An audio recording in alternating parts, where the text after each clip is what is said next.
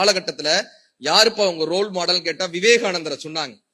யாருப்பா உங்க role model கேட்டா அன்னை அரவிந்தரை சொன்னாங்க, ரமண மகரிஷிய சொன்னாங்க. அதுக்கப்புறம் எழுத்தாளர்கள் ஜெயகாந்தனிலிருந்து பாலகுமாரனை படிப்பேங்க, ஜெயகாந்தனை படிப்பேங்க, சுந்தர ராமசாமியை படிப்பேங்க.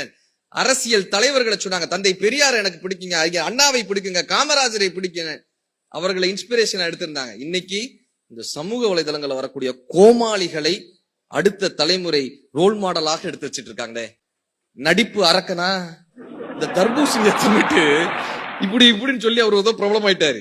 கண்ணதாசன் ஏதாவது சொல்லுவார், காப்படி நெல்லும் காணா உமியும் கையிலோர் வெற்றி கண்டதும் குதிக்கும், இயற்கையின் நியதி எவருமே அறியார், ஆடி குதிக்கும் அறகுறை திறமையும் கூடி கவிலும் குடமும் உடையும், கற்றவை கையளவு என்பதால் தான் கலைமகள் இன்னும் கற்றுக்கொண்டே இருக்கிறாள்னு கண்ணதாசன் சொல்றார். கலைமகளே படிச்சுக்கிட்டே இருக்காராம்.